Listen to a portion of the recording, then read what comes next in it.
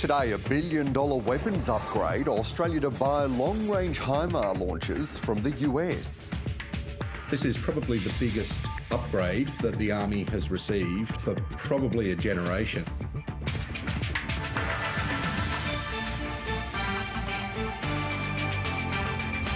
The first plane load of screened passengers from China arrives in Australia. Melbourne projected to overtake Sydney as the country's most populous city within a decade. Wise men say only fools rush in. And a train fit for a king. The Elvis Express departs Sydney bound for Parkes.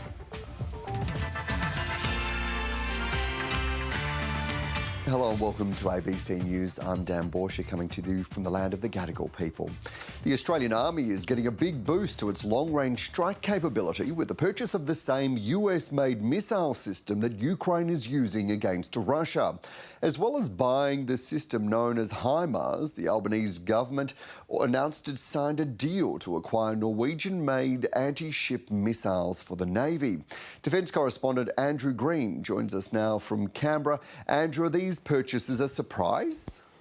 Well, they're not, in short, because for some time governments of both persuasions have been talking about the need to acquire long-range strike capability, and in fact the US Congress was first notified about a potential sale of the HIMARS weapon to Australia 7 months ago. Back in April, we also had the then Defence Minister Peter Dutton flag the purchase of the naval strike missiles from a Norwegian manufacturer. But it is nevertheless significant that Australia is now announcing that it is purchasing both these weapons.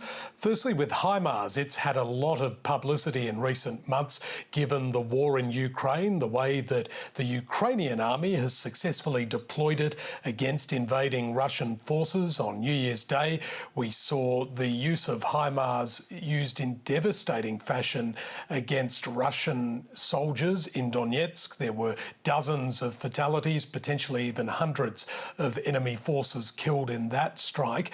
But Australia is now acquiring this weapons system for use from about the year 2026-27. So after some time of discussion, it is now happening, according to the Albanese government. And together with the naval strike missile, which will be fitted to Australian warships from next year, this does represent a significant boost to Australia's strike capability. In any case, defence experts say that it's long overdue. Let's hear from Peter Jennings. Our army has long been undergunned. It's lacked weapons with range, which is really the where military technology has been heading for a long time now. So it's an investment that's long overdue. It's been heralded by successive governments, but we look now as though it's just within a couple of years of actually having them physically with the army, and that's a positive thing. So Andrew, how much is it going to cost?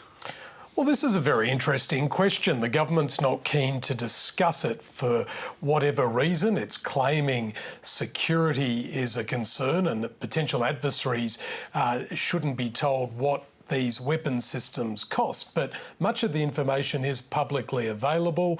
But even when the US Congress was notified of the sale, it priced the total of 20 HIMARS launchers and associated munitions in the order of something over $500 million Australian dollars. And the Norwegian naval strike missiles, their price is also widely published. But in any case, the Defence Industry Minister insists that the final price tag is somewhere between $1 and $2 billion. But as I say, for security reasons, the precise number isn't being given. Andrew Green reporting from Parliament House. The first flight from China since new mandatory COVID-19 testing rules were introduced has landed at Sydney Airport. A second flight is due to arrive in Melbourne shortly. Reporter Iskander Razak joins me now from Melbourne Airport. So what's happening there? Good afternoon, Dan. Yeah, well, it's another busy day at Melbourne International Airport, busy because of the holiday period, and about to get a little bit busier when this flight from China lands. It is, of course, as you mentioned, the second one to be scheduled to arrive after these new testing requirements for Chinese flights into Australia came into effect this morning. The basic rule is all passengers on board those flights have to test negative to COVID-19 before boarding that flight. So the flight to Melbourne is a Cathay Pacific flight from Hong Kong, scheduled to arrive at 12:30, but being told that there's actually some delay, so probably about 1:30 now. Either way, when they get off, that is the first flight to Melbourne under these new rules, and the second one to Australia. It's an interesting situation because of the rising COVID number of infections in mainland China, causing concern around the globe. So Australia has joined other governments like the US, UK, Japan and India in enforcing this new testing requirement. That's an interesting development. Politically, there'll be conversations, but I have to say, on a sort of business level, it's being seen as a positive thing, the fact that flights are coming back into Melbourne from China, although there is a hindrance to the testing. We are hearing from Melbourne Airport that one of the major airlines out of China, China Eastern, is considering resuming its flights to Melbourne later in January. That's an airline that used to fly almost daily to Melbourne, but that's stopped because of the pandemic. But now that the flight lanes are opening up again, and even though that there's a testing requirement, they're considering coming back to Melbourne later in January. Iskander Razik reporting from Melbourne. China has begun unwinding its biggest sanction on Australian exports with a partial lifting of its ban on coal shipments. East Asia correspondent Bill Birtles joins us now from Taipei. Bill, do we know why China is unwinding these sanctions?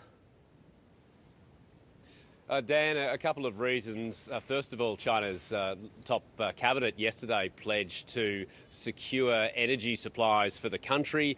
There were blackouts in China over the past couple of years during times of mass demand. Now, it wasn't caused by the lack of Australian coal, but it was exacerbated by China's ban on Australian coal. So this is one reason. There's domestic pressure for the Chinese side to make sure the lights are continuously kept on. But I think the bigger reason, Dan, is simply the improvement in the Australia-China relationship, the recent meetings of Anthony Albanese and China's leader Xi Jinping, the recent presence of Foreign Minister Penny Wong in Beijing. This, no doubt, would have some sort of major factor in the Chinese government ordering 4 state-owned companies to resume purchases of Australian coal. So that's for coal, but what about other exports, Bill? Well, the coal resumption, I must say, is only a partial resumption. We're only talking about 4 companies, 3 utilities and 1 steel mill, which have been given permission to start buying Australian coal again. It's all being sort of filtered out second-hand through various reports. So we're not getting official confirmation from really anybody at this point, but there is some suggestion that April is the month when these coal shipments from Australia to China could resume. But as you say, coal is only one of several export markets that were hit by the Chinese government over the past couple of years, primarily in 2020 as part of retaliation for what China believed were political issues that it wasn't happy with Australia. So the lobster industry, which is highly reliant on Chinese exports, they are seeking a return to China, although they have been quite effective, it seems, in the past few years, getting lobsters into China through a back route through Hong Kong. Also, the wine industry. At its peak, China was Australia's biggest export market for wine, more than $1 billion a year of plonk being shipped to China. That's all basically come to an end because of high Chinese tariffs, which once again appear to be politicised. So there is hope from the lobster industry, the barley industry, the wine industry, that they too will be able to get back into the Chinese market. But Dan, most importantly, I suppose, coal was the biggest component of revenue for all those Australian export industries that was hit. So quite soon we could see Australian coal on ships heading back to China. Bill Birtles reporting from Taipei.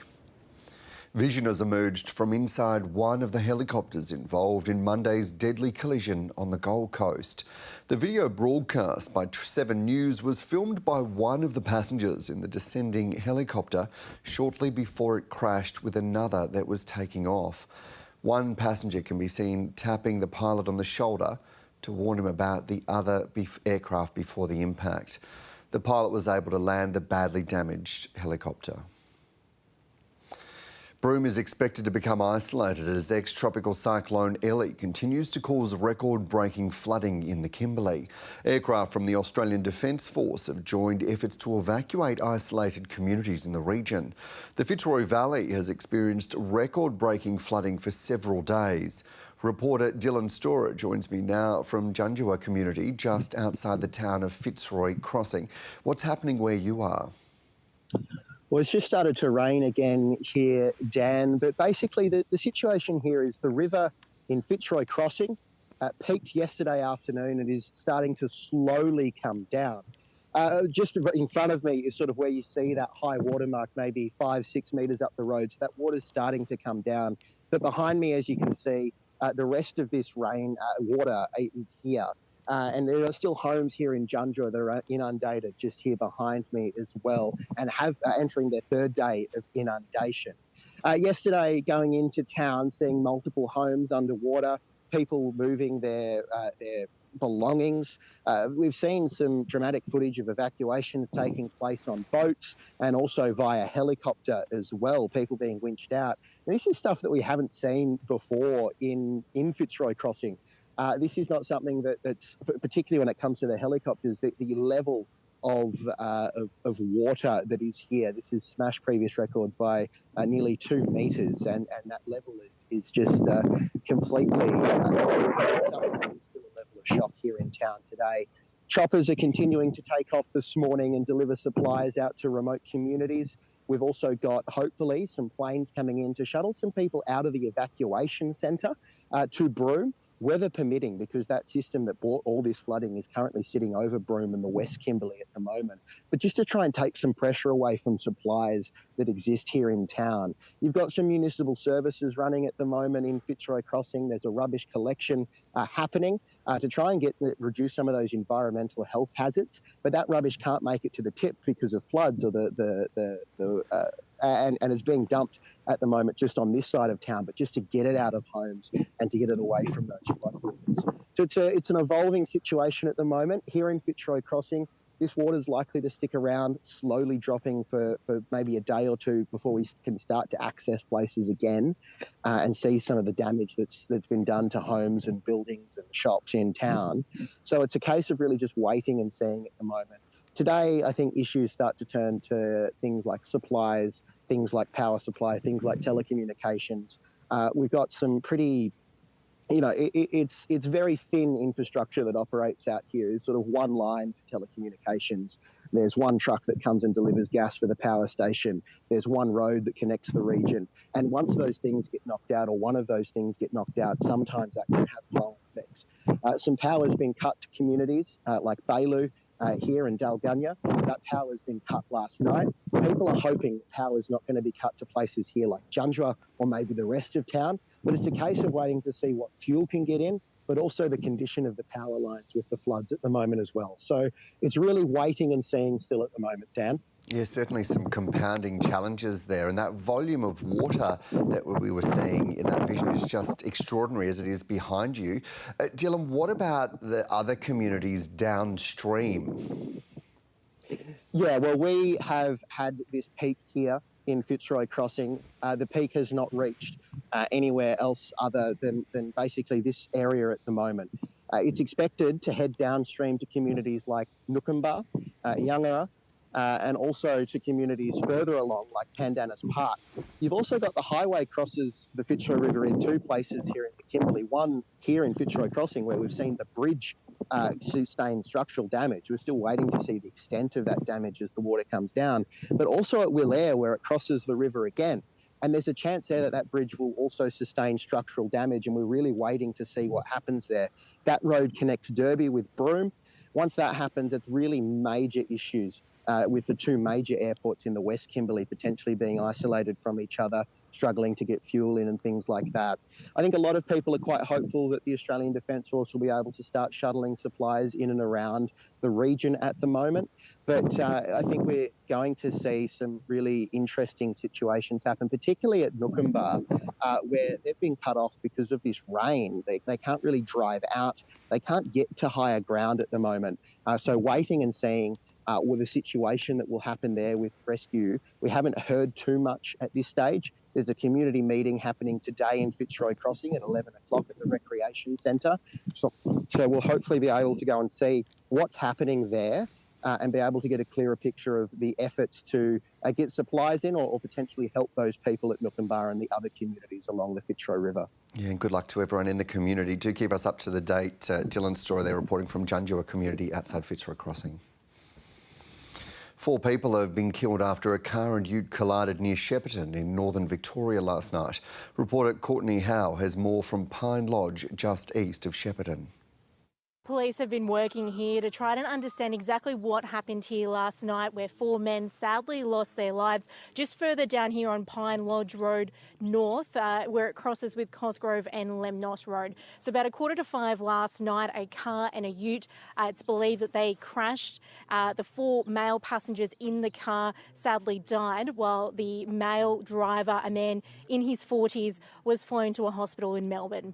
Now, the driver of the ute, a man believed to be in his 20s, was not seriously injured, but he did stop and did what he could to help at the scene. And as you can imagine, he's very shaken by what has occurred here. Now, police will continue to investigate across a number of factors about how this crash has happened, and they are yet to identify all of the men who have sadly passed here. As you can also imagine, the community is shocked and devastated by this news of hearing 4 lives being lost on the road so early in the year and so close to that holiday period as well. The community is putting all their thoughts to the family and friends of those who have sadly passed. It's the quiet killer lurking in top-end backyards. Melioidosis cases have surged this wet season, with 3 people killed by the disease in the last few weeks. And with the monsoon bringing wild storms, experts warn the soil-borne bacteria is likely to be airborne. Beneath this typical nightcliff garden loiters an invisible menace. Those working outdoors in the top end warn to beware of melioidosis. During the wet season, the soil comes to the surface. It can get in through cuts or wounds. It can become aerosolised during the monsoon and you can breathe it in. And people who have weakened immune systems are particularly susceptible to getting the infection. And after recent downpours, it is claiming lives. So we've had 23 cases, 3 of those have sadly passed away. So it is an important illness that people need to keep a watch out for. Former Darwin Lord Mayor Alec Fong Lim was forced into retirement and eventually died over complications arising from a melioidosis infection. Because they had a diagnosis and a treatment, we thought, he was coming home once he got treated. But unfortunately, he didn't come home and he actually passed away. The dangers of melioidosis are well known to keen top-end gardeners like Jenny, who won't be giving up on her passion anytime soon. But it's not going to stop me from gardening. I mean, I'll take precautions like wearing gloves, wearing socks, and wearing masks if need be. Melioidosis, otherwise known as the nightcliff gardener's disease, can present as a skin infection, pneumonia or fever, and those with underlying health conditions have been warned by experts to take care in the garden this wet season. Oliver Chaseling, ABC News. Melbourne is projected to overtake Sydney as the country's most populous city within a decade, according to new data from the Centre for Population. Isabella Tolhurst has the story. The federal government's Centre for Population's latest data has revealed much of what we already know. Australia is continuing to grow. Over the next decade, we will see Australia go from a population of 26 million up to 30 million. By that time, we're also likely to see Melbourne take over Sydney as the most populous city in Australia. Now, this all comes regardless of the fact that Melbourne's population growth went into negative territory over COVID lockdowns. As we know, Victoria was hit the hardest by lockdowns during that period. Migration came to a halt and we saw thousands of people migrate interstate, either seeking to escape from those lockdowns or just seeking a change of scenery. The latest data has actually revealed that Queensland became the capital for a sea change, with them attracting thousands of migrants from both New South Wales and Victoria, those seeking sunnier skies perhaps. But yes, those projections do show that Melbourne will reach a population of 6 million, overtaking from Sydney around 2031 or 2032. We spoke to some people in Melbourne this morning about whether this data surprises them or whether they think Melbourne is deserving of attracting so many people. Here's what some of them had to say. I've lived in Sydney before living in Melbourne. Melbourne is a vibrant city with lots going on. It's got lots of attractions. It's not just about the beach, it's about culture, it's about art, it's about restaurants, and it really brings the city together a lot more than Sydney does. So go Melbourne. There's a lot of traffic in Sydney. Yeah, I like Melbourne. It's good. But that sort of spread and that unsustainable spread, I think, it's taken away some of the things that I loved about Melbourne. You used to be able to get around really well on a really great public transport system, and now you don't have that necessarily. I don't think the investment has been there. You know, we invest in things we probably shouldn't, and, you know, we worry about things like tennis or, you know, that sort of thing, and we don't think about how do our citizens get around, and when they get around, what do they use, and is it fit for purpose? Everyone talks about Melbourne. On every news channel, all overseas, they talk about Melbourne. They don't talk about Sydney anymore. Now, the main driver of population growth will be overseas migration.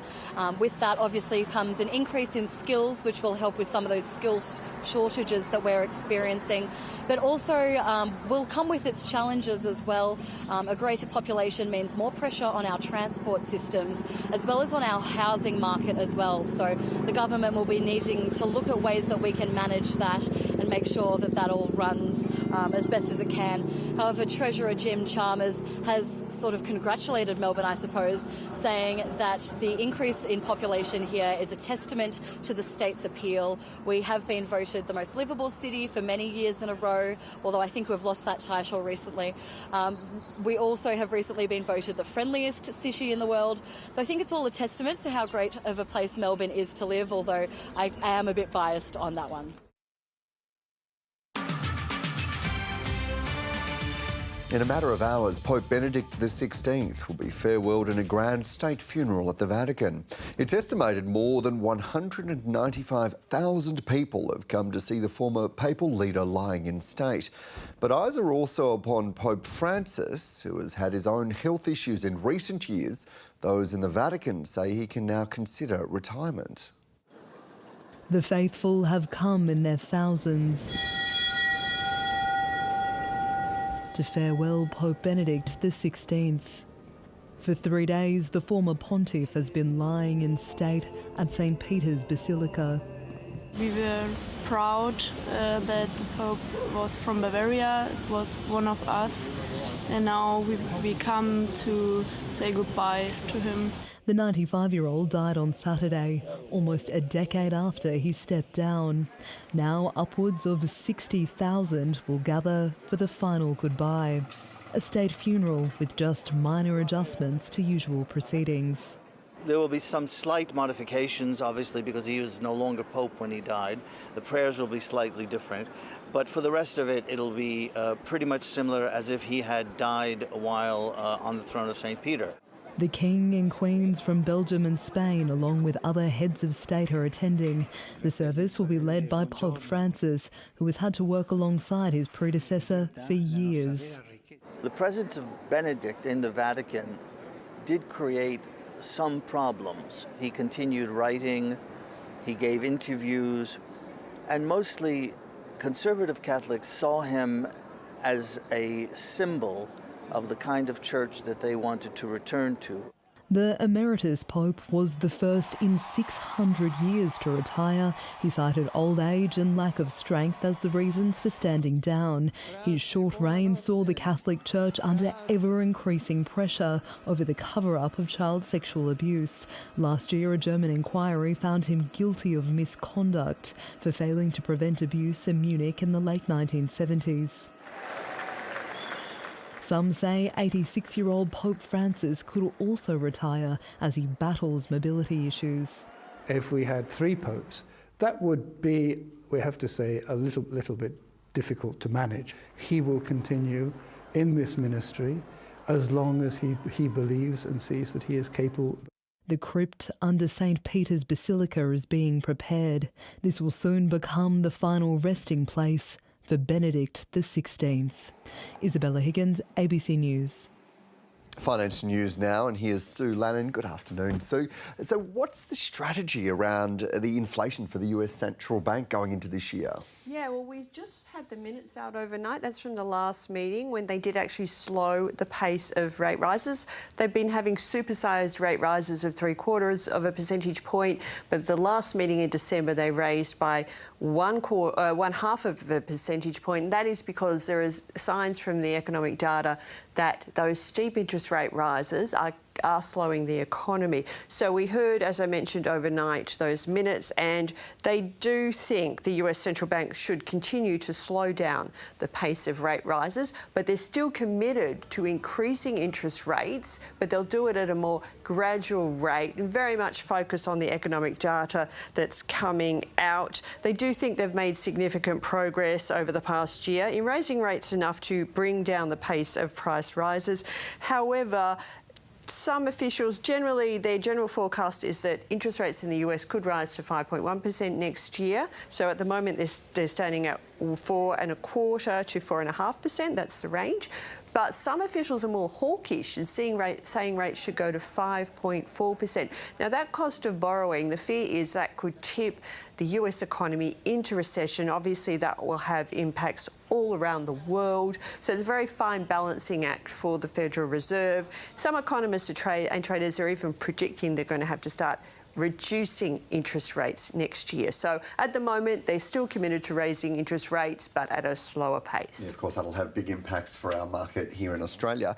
Talking about the market, have there been any reactions to the reports that China is going to lift that ban on Australian coal? Yes, it's been very positive. Overnight, we saw the Australian dollar jump to nearly 69 US cents on those reports. Of course, as Bill Birchall said, no official confirmation yet from Beijing or from the companies. Also, yesterday on the news, we did see coal miners here surge. They've come off their highs now in today's trade, but it is very significant if it does go ahead, could push prices up. But the reality is that Australian miners have found other markets in this absence of being able to export to China, this 2-year ban. They started exporting more to Japan. Japan is already a bigger market than China, so more exports to Japan, to Taiwan, South Korea, Southeast Asia, such as Thailand and Vietnam, and more exports to India. China also found other markets. It got more coal from Mongolia, more from the US, but it was paying more for coal in some circumstances because of the greater freight rates. So anyway, it is very good news for Australian miners. Let's have a look now at the reaction on the market. So as I mentioned, the Australian dollar actually reached nearly 69 US cents overnight, come back down to earth now about 68.33 US cents. It is weaker against other major currencies. Now, looking at the movers, Whitehaven Coal did jump 3% yesterday. It slipped a little bit today. New Hope, another coal miner, is still up. It's more than 1% higher. The stocks taking a hit today are energy stocks, including oil and gas producers, because of a big fall in oil prices again overnight. Going up today is the biotech Imogene and Core Lithium. Now, looking at the broader market, it's come off its early highs. The ASX 200 and the All Ordinaries up about 0.1% over lunchtime. Most sectors are gaining, though, among them industrial stocks, financials, real estate and miners. But as I mentioned, energy stocks are leading the falls. Turning to Asian markets, New Zealand is higher today and the Nikkei is also higher in Japan. Let's have a look at Wall Street. Now, it was a volatile night, but the Fed minutes did help the market. The Dow Jones index rose, the S&P 500 also gained, and the Nasdaq gained. Now, there was some economic data out, so manufacturing contracted again in the US, and we also saw a fall in job openings. Now, let's have a look at commodities. Spot gold, still higher It's near a 6-month high, and oil prices, as I mentioned, slipped overnight, down 5% on worries about recession and also that spread of COVID-19 in China. And Dan, that's finance. Thank you, Sue. And to some breaking news, in the US House of Representatives have adjourned after a second day of voting failed to produce a speaker. Republican frontrunner Kevin McCarthy continued to face a rebellion from around 20 members of his caucus opposed to him being elected to the powerful position. North America correspondent Barbara Miller joins me now from Capitol Hill. So, Barb, what happens now? Well, for the moment, the House members get to go home. For Kevin McCarthy, what I think it means is he will continue to try and talk to those rebels in his party or who are holding out against him, saying that the House, after 6 rounds of voting over 2 days, we had 3 rounds of voting yesterday, the House came back today for another 3 rounds of voting. They then adjourned because the rounds of voting were just producing the same result every time. And that was that Kevin McCarthy was still facing opposition from these 20 people. That means he's well short of the numbers, the majority he needs to become Speaker.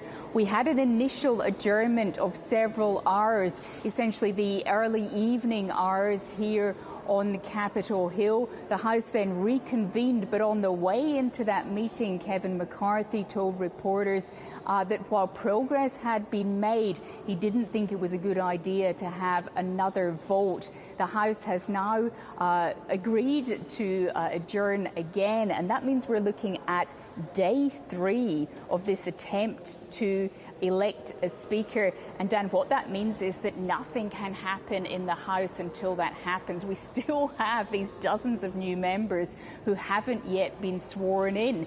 Old members wondering, what does that mean for them? Are they now the old member of the House or not? So a very interesting period of limbo and another day of high drama here at the US Congress. Yeah, indeed. It's certainly quite clunky. Keeping in mind all you've said, how's this likely to all play out? Well, the longer it goes on, the more you'd have to think that pressure is on Kevin McCarthy to withdraw and for the party to try and find some kind of consensus candidate.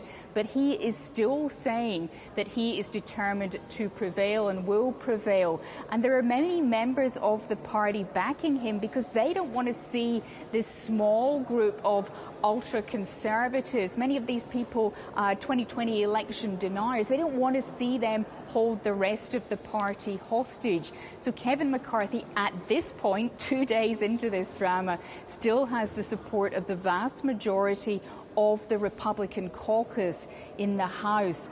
But you'd have to think by day 3 that if he really can't get those people over the line, and he can only afford to lose 4 of them, the numbers become complicated if people start to sit out the vote. But in roughly only 4 he can lose. So that means he's got to talk around about 16 people at the moment, and that's not going to be easy. But he's giving it another shot on day 3, and after that we'll have to wait and see whether the party says, OK, look, we're really going to have to call this and put pressure on him to withdraw and look for another candidate. Barbara Miller reporting from Washington, D.C. Still to come on ABC News this hour, the greatest 61 seconds in darts history. I've never seen the like! Come on, Spilly boy! Yes! Double 12! That is the most amazing looking odds! The sporting world still in shock after Michael Smith produces a perfect performance at the World Darts Championships. You can keep up to date at news.abc.net.au and on ABC iView. Here are the top stories on ABC News. The federal government has finalised a deal to buy 20 high-mobility artillery rocket systems made by the US and used against Russia in Ukraine. The Albanese government has also signed a deal to acquire Norwegian naval missiles. The cost of both acquisitions could reach $2 billion. The first flight from China following the introduction of new COVID-19 screening rules has landed in Sydney. Countries including the United States, United Kingdom, Japan and India are also screening inbound passengers from China. Melbourne is on track to overtake Sydney as the country's most populous city within a decade. New data shows Melbourne's population is expected to recover 2.1% this year after the pandemic slowed population growth. National growth is also returning to normal following a downturn in migration during the pandemic. And heavy fighting around the largely ruined Ukrainian city of Bakhmut is continuing as Russia fights to solidify control of the eastern Donbass region. A Ukrainian commander says the Russian hopes to capture Soledar and encircle Bakhmut by Boxing Day. Both sides are believed to have lost thousands of troops in weeks of intense trench warfare in and around Bakhmut. The Australian Defence Force will soon have the ability to strike targets using mobile ground-based long-range missiles after purchasing the HIMARS system from the United States. The latest defence purchase also includes Norway's naval strike missiles. So, what are these new systems and how much will they cost? The High Mobility Artillery rocket system was developed by US company Lockheed Martin in the late 1990s and has recently played a major role in the war in Ukraine. HIMARS can be fitted onto military trucks and reach targets up to 300 kilometres away, depending on what type of rocket is used. Each unit costs in excess of $4 million. The system is already used by the US, Ukraine, Singapore, the UAE and Romania. The HIMARS system really is very effective. It's extremely mobile. It's got a pretty long range. And it's pretty concealable as well. So it's not brand new technology. It debuted in the 1990s, but it's certainly been used to incredibly good effect by the Ukrainians, first of all, to turn around the Russian invasion and then to start supporting their troops as they launch counteroffensives. The ADF is also boosting its naval capabilities, purchasing naval strike missiles. They were developed by the Norwegian company Kongsberg and have been in service since 2012. They have a range of more than 185 kilometres, with each unit costing more than $2 million. The missiles are already used by Norway, the United States and Poland. Australia will purchase 20 HIMARS by 2026, while the naval strike missiles will be fitted to the Royal Australian Navy's Hobart-class destroyers and Anzac-class frigates from 2024. Precise costs of the purchase are being kept secret for security reasons. However, the government has confirmed to the ABC the overall figure will exceed $1 billion. The cost, around about $1 billion, may sound like an awful lot, but for 20 HIMARS systems and considering the cost of some of the other options out there, it's actually a relatively cheap option. The Australian Defence Force is developing something called the Long Range Anti-Ship Missile, which will ideally be able to be fired by the HIMARS system. And that will, give the Australian Army the ability to attack land targets and to attack sea targets as well if there's a threat to the Australian mainland. So I think HIMARS is seen as a fairly versatile system and one that probably is battle proven rather than being speculative. And as we've seen with defence acquisitions in the past, sometimes we've run into the problem of buying the shiniest, most expensive bit of kit that ultimately doesn't end up delivering precisely what we wanted. So again, HIMARS is, I think, probably fairly safe choice in this respect. The Defence Force is stepping in to assist residents as intense rains flood large areas of the Kimberley in northern Western Australia. The floods are taking key roads and bridges out of action, isolating towns such as Broome, Derby and Fitzroy Crossing. Joining me now is Chris Mitchell, a councillor with the Shire of Broome. Welcome to the program. Good morning, Dan. How are you? Very well, thank you. How are you going? What's the situation where you are? It's drizzling rain at the moment. It's been pretty constant, and we're expecting that for the rest of the day and onwards to tomorrow. So we've been advised, we've had over 200 mil of rain yesterday and again possibly 200 mil today, and again tomorrow between 100 to 200 mil of rain. So it's a pretty wet area at the moment. Now, that is such a tremendous amount of rain, councillor. How do you even start to prepare for that? Well, it is our cyclone season, so we've had our annual cyclone preparedness go through. So most residents are pretty well ready for cyclones. This particular, it's not a cyclone, but this particular rainfall is a bit unusual in the fact that it's virtually stationary and it's going to sit there for a few days. And so given that you are in the middle of cyclone season, those preparations are underway, how has been the reaction there in the community and across the region? Fairly well, I presume. No one really expected Fitzroy to have record flood levels. So that amount of water is still coming down Fitzroy River towards Nookumbar and further to Woollare Bridge and then out into the ocean. Our Roebuck Plains south of Broome, there's likely to be flooded as well, and which will mean the Great Northern Highway will be closed south of Broome. So it will be isolated completely, similar to what happened in 2018. Those communities that you mentioned, Nookumbar and the others, are you aware of what preparations are underway there and what is actually happening in the communities? Yeah, we've had having regular meetings every day. There's been a number of evacuations from the communities, a lot mainly around health issues, but also other issues where flooding is going to encroach on houses and things like that. So best thing so far is that we haven't had any loss of life or anything like that. So all the agencies are working well together, and we're sort of just waiting for the next lot of water to come down into Nookumbar and through to Woollare. Yeah, you're right. Certainly encouraging that there haven't been reports of loss of life at this stage, and certainly hope that that stays that way.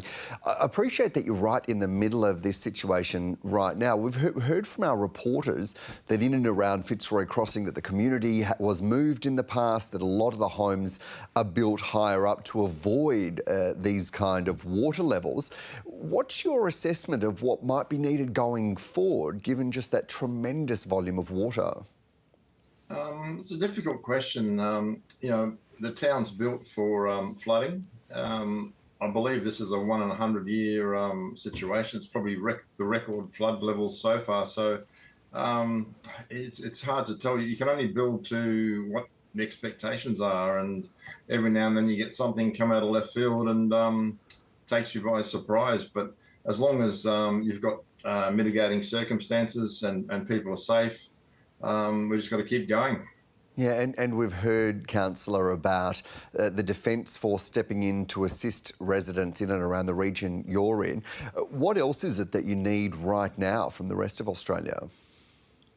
Well, I know Fitzroy and a lot of the communities, food levels are down, so that's a big issue. But yeah, realistically, I suppose we've just got to get through this rainfall and wait and see what the system does, whether it goes out to sea or it just dissipates or whatever. But it's just stationary sort of thing around the Broome area at the moment.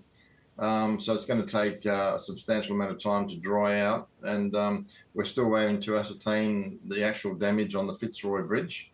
So, which means at the moment we're cut off from the north and are going to be cut off from the south as well. Yeah, well, we certainly hope that that clears very soon. You're able to look at that, do those assessments. Thanks, Chris. Councillor Chris Mitchell there from Broome. We appreciate your time. My pleasure. Thank you. Deborah Jones lost nearly everything when recent floodwaters inundated her home in the tiny Indigenous community of Mayat near Timber Creek in the Northern Territory. The nearest town is almost 300 kilometres away, meaning finding help and replacing belongings is a difficult and expensive task. These items got affected by the flood, except for those one there. This one here, all got been, you know, in the water. Okay, some of them were right, but you know, moist, killed everything. Very smelly. The river's broken its banks and it's now across the road. Well, I lost nearly half of my stuff. I got 3 children. I got a son and 2 daughters, and they lost half of their belongings and their children's clothing, you know. These how far the water come up to. See this lining here? That's how far the water come up. Just the flooring, the skirting might be a bit wet, and we try to hose it out, all the dirt and all the old clothing that were on the floor. That the smell, very terrible. My son has a heart condition, he's at an operation, and I've got a little granddaughter who was born premature, and she's very small, and she easily can catch cold very quickly, you know. And the moist in the house is not good for those children and people who have bad heart condition or asthma. Now we've got to try and replace everything. We don't have the money to buy the beds and mattresses and stuff like that. Catherine is 285 kilometers to go and cart stuff. And once you get items from there, you got to put it on the truck, and it's very expensive. It is scary when you have floods in your home, you know.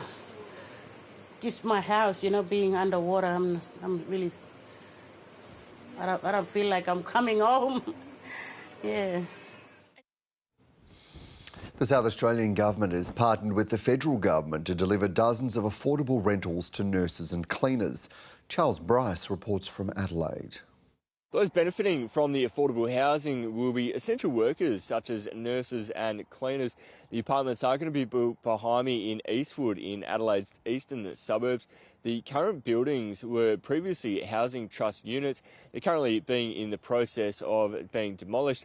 It is a short walk to the city. It's surrounded by parkland, so it is a great location. The $70 million project will also provide between 30 and 50 social housing properties for those on low and fixed incomes. Those who are renting the properties will be renting at 25% cheaper than the market rate. The rental market has been increasingly unaffordable in recent years. Adelaide, one of the hardest cities to secure rentals. Human Services Minister Nat Cook says it is crucial to secure housing for these essential workers, which is why the government is increasing its supply of social and public housing. The shortage of workers in many industries across Australia is particularly affecting Queensland farms. Mango packing jobs are ripe for the picking for almost anyone willing to give it a go. It's not where Bella usually spends her summer holidays. It just sounded like a good job, you know, get out a bit. The 15-year-old is a new but valuable team member at this mango farm west of Rockhampton in central Queensland. It's her first job. So we just sort the mangoes and then pack them away so they get sent off. I like the people here, they're really nice. She's one of a handful of people who have answered Tim Keogh's social media call out for staff. Getting enough workers has been an issue this year, probably the biggest issue we've ever had. At 3.4%, Australia's unemployment rate is at its lowest level since 1974. Labour shortages are being felt across many industries, but with these mangoes ripe and ready, Mr Keogh has had to be creative. This year I'd chopped all the tops off all the trees while they had fruit on them. With our cost of labour, it's too expensive to pick that fruit up there. A storm destroyed last season's crop. Last year we haven't worked because the problem of the hailstorm, but now it's really good. Fruits is big, fat, juicy, sweet. Missing last year's harvest has made finding workers harder. So that's been one factor, and always getting staff around this time of the year is difficult. Some of people doing those holidays, but for me, I choose to work here to earn money. With thousands more to pick, Mr Keogh is hopeful worker shortages will ease. Things are looking up. Precious cargo in capable hands. Erin Semler, ABC News, Cabra. Hundreds of people are en route from Sydney to parks in regional New South Wales for the 30th Elvis Festival. Reporter Ariana Levy caught up with some of the King's biggest fans at Central Station this morning before they headed off. Well, it's a train fit for a king, or the king. It's going to be an exciting day as this train is streamlining for the central western town of Parkes just in time for the 30th anniversary of the Elvis Festival. And this year, it's promising to be bigger and better than ever. But who better to talk about the king than the king himself? Hello, Alfred. Fancy seeing you here. Oh, lovely. Elvis is still in the building and he's alive. And I'll tell you, it ain't nothing but a howling jug, crying all the time. Ain't nothing but a howling jug, crying all the time. Ain't Colorado to the hill, no friend of mine. Let's go, baby. Yeah. I love that. Tell me, how are you feeling ahead of the Elvis Festival? Oh, it's nice and tranquil at the moment, but once you get into parks, it's all hectic, you know, competitions, people dancing, the young, the old, a lot of LYs and a lot of Priscilla Presleys, and even the youngsters get into it. I'm very surprised that, you know, the youngsters get into it and they all look splendid and fantastic during that day. Yeah, amazing. And this is your 10th year at the Parks Elvis Festival. How are you feeling ahead of the year that it's been? Oh, well, I've joined the competition, the seniors competition, and I've won the ring in 2018, and I won one in 2022 in April when they had the Elvis.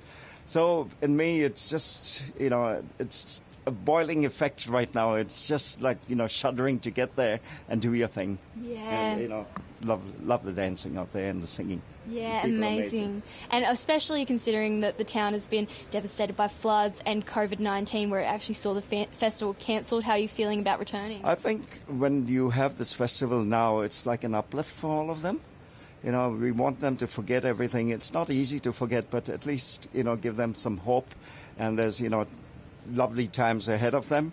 So we got to do our thing and splash it all out for them, especially for them. Yeah, no, COVID has been really bad, but, you know, we've got to take it in the stride. It's happened. It's in the past. It's getting better now. So the future looks bright. Yes. And you're what's known as the Bollywood Elvis. Can you give me a little taste? Oh, the Bollywood Elvis, yeah. No. When no one else can understand me, when everything I had is wrong, you give me hope and consolation. You give me strength to carry on.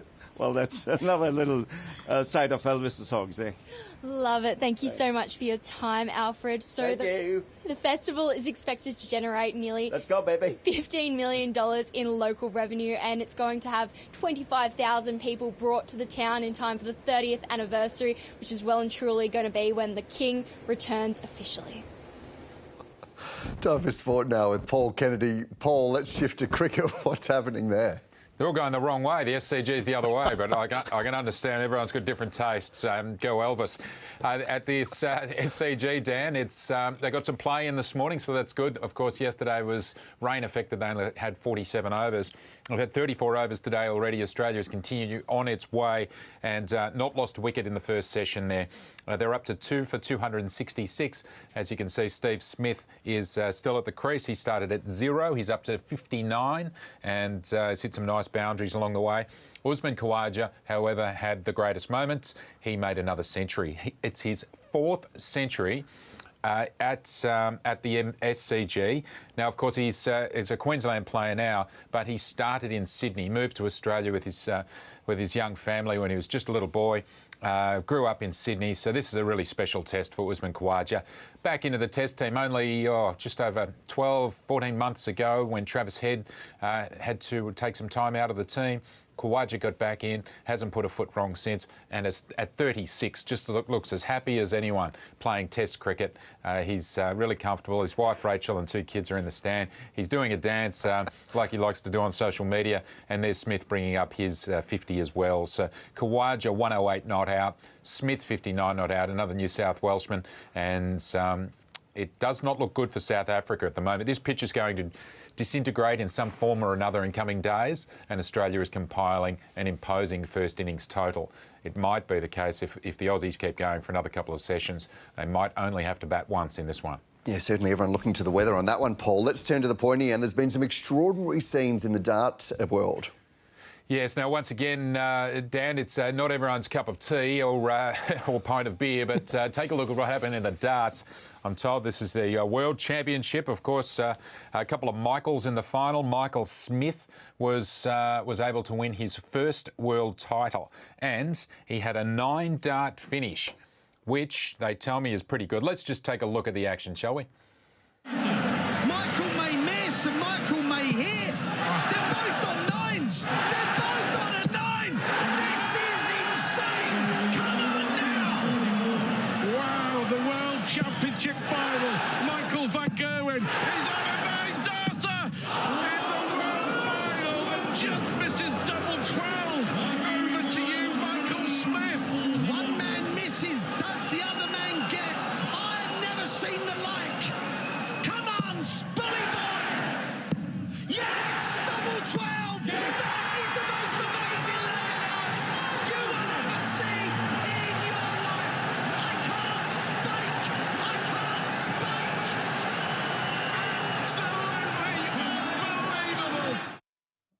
they're saying it's one of the greatest darts legs in history. They're obviously, only of the televised ones. I'm sure you have enough to drink and you could pull that off at home. But, a 9-dart finish. It sounds like a chain smoker, but it's not. That's darts. I don't know what's going on there at all. But some people don't know why I would sit and watch 5 days of Test cricket. So I can explain Test cricket. I'm not so good at darts. I tell you what, Paul, that's the sort of crowd that you want behind you when you're on the win, don't you? That was extraordinary. That's true. And if you do watch a little bit of dart, I've seen snippets of it before, and they're not always engaged, the crowd. They sit on those long tables and drink their socks off. But obviously, when someone's going for a world title like that, they're switched on. And I think the commentator had to get subbed out too. Lost his voice along the way, so it was all happening at the darts. Yeah, very good. Thanks, Paul. Great to have you along. Thanks, mate. See you. Some ski runs have been temporarily closed in Europe due to unseasonably warm weather. In Switzerland, temperatures have reached a record 20.9 degrees, leaving many ski slopes devoid of snow. Tourists looking to make the most of the holiday season have been left disappointed, with resorts forced to divert holidaymakers to alpine biking and other activities. A United Nations report has found that Switzerland is warming at about twice the global average, partly due to heat getting trapped in its mountains. I think climate change is really scary. I also am nervous for the people who make their lives in the winter mountains, and their livelihoods are very much connected to tourism, and if there's no ski, there's probably not as much tourism. There's a lot of interconnected concerns I have. Yeah. Also for my skiing. And we have no snow on the East Coast in the US either right now, so all my friends were excited for me to come ski over here and have lots of snow. So, same problem there. Now let's stick with the weather now. Here's Emma Rebelato. Let's take a look at the satellite picture. The WA Kimberley is still copping the brunt of ex-tropical cyclone Ellie, with warnings in place for intense rainfall and damaging winds, while a low-pressure trough is moving over the northeast of New South Wales and into Queensland. That's bringing showers and storms there. But over in WA, Broome is expecting another 200 millimetres or more. So that system will finally start to move away from Broome soon. It will head southeastwards and should cross the border back into the NT on Saturday and weekend, but could still bring some fairly decent falls. Let's take a look at tomorrow's forecast. Brisbane, partly cloudy, a top of 29 degrees. Sydney, showers with 23. Canberra is looking at a partly cloudy day with a top of 21. Melbourne looking at a top of 26 degrees. Hobart, cloudy, 19. Adelaide, sunny and warm, 31. Perth, partly cloudy and 32. And for Darwin, showers and a possible storm with 31 degrees. And that's ABC News for now. And a reminder, you can keep up to date on all the latest news across all your devices at news.abc.net and on ABC iView. I'm Dan Borscher. Thanks for your company.